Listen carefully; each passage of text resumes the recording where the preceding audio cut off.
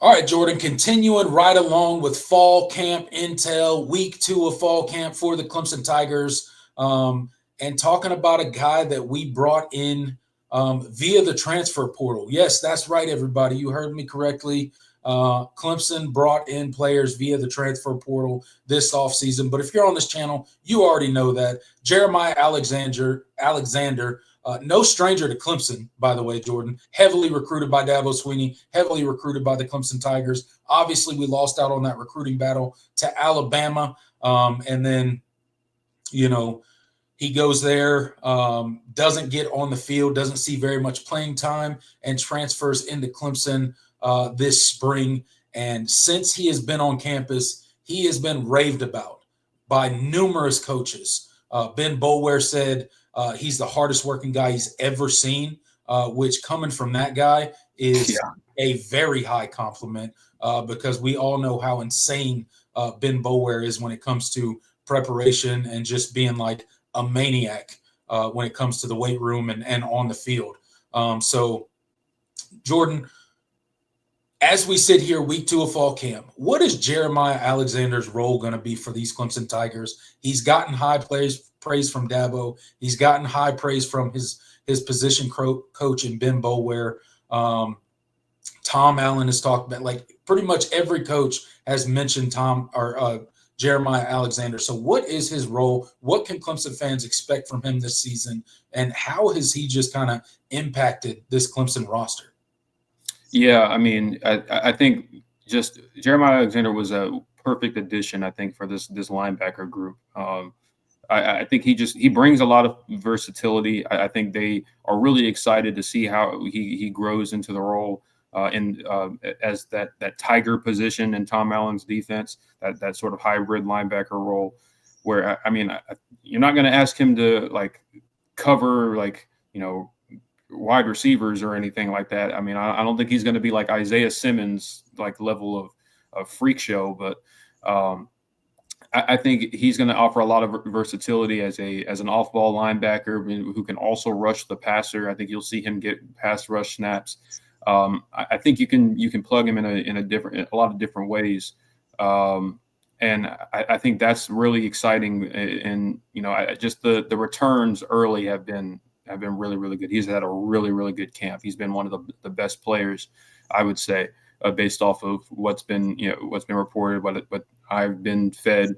I think that he's going to be a guy that I don't necessarily think he's going to be like a starter per se, like in the most literal sense of the word, but I think he can give you starting caliber reps. And I think you need that because I mean you just don't really know what you're going to get out of the guys behind, Sammy Brown, Wade Woodaz. Kobe McLeod is coming back from a torn ACL. I mean, D. Creighton is a guy that he played a little bit last season, but you don't really know if he's going to take that next step or not. And then you got some really young guys, the younger the Drew Woodaz and CJ Kuba Taylor and those guys where you're still kind of, those are guys that are going to have to come along a little bit more slowly. They're not, and so if you have a guy like Jeremiah Alexander, who has 2 years of eligibility, by the way, so hey, if you can get him for 2 years, I think that's awesome. I think that's meant all the world. He didn't get as much fanfare as the addition of Will Helt, but I think he's going to have the same level of impact on the depth and the comfort level that I think the defense and the defensive staff will have in terms of how much they can play certain guys. And I think that's the most exciting thing. And I think he's going to be a really productive player in this role because I think he offers a little bit of a different skill set than anybody else in that room. Yeah, absolutely. I mean, this guy has had high praise since he walked onto campus this spring. And, it wasn't like Clemson was starting at square one with Jeremiah Alexander. A lot of the coaching staff already was very familiar with him before he got to Clemson, just due to the recruiting process and the relationships built there. But, I mean, I'm excited for him, man. I cannot wait with the amount of, praise that he has gotten for his work ethic and just that kind of stuff. Being roommates with Peter Woods and some of those early morning workouts that he likes to do, rubbing off on Peter Woods, and obviously you see the specimen that Peter Woods walked into fall camp as. So he's been an influence already, not just on the younger guys on this team, but some of the veteran guys on this team with just how he goes about preparing for the game, and just working to get better each and every day. And that's the type of guys that you really want on your team. So I couldn't pick a better guy as far as the transfer portal goes to walk into Clemson and just put his hard hat on, keep his head down, work. And I think he is going to certainly carve out a role in this roster for the 2025 season. And I can't wait to see what it looks like. 100%. And John makes a good point. With Jeremiah, like outsiders will be like, man, they think this transfer from Alabama that didn't really play all that much is going to be a starter or a starting caliber player for them. Like that's, I don't know, man.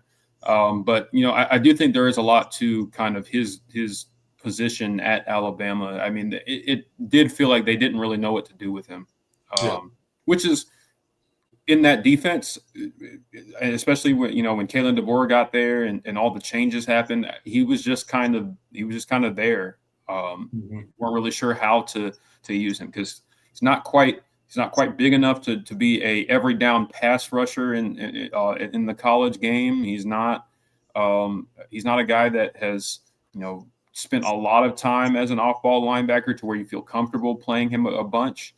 But I think he can do both, a little bit of both, and I think that they just didn't have a role for him. And they also had some just really talented football players. I mean, he wasn't going to play over like Jahad Campbell, who Clemson had committed at one point. I don't want to talk about that. But like I think in this Tom Allen defense, I think it's given him a lot more freedom. I think he's going to be able to play a little bit more to himself because he is kind of a tweener body type. But he's really transformed his body. He's just been one of the most consistent players on the team. And consistency, as we've kind of seen just over the years in this program, when a player is constantly being talked about and the consistent showing up every day and the production is there, you're going to see it on the field more often than not. And I really do think that Jeremiah Alexander has raised the floor for this group in a big way. And I'm excited to see him because I think he's going to be productive for this team. Yeah.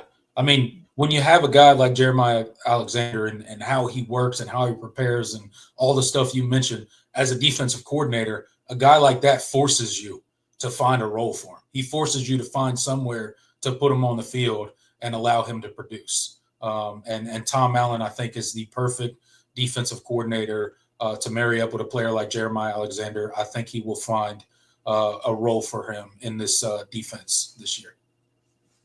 Absolutely.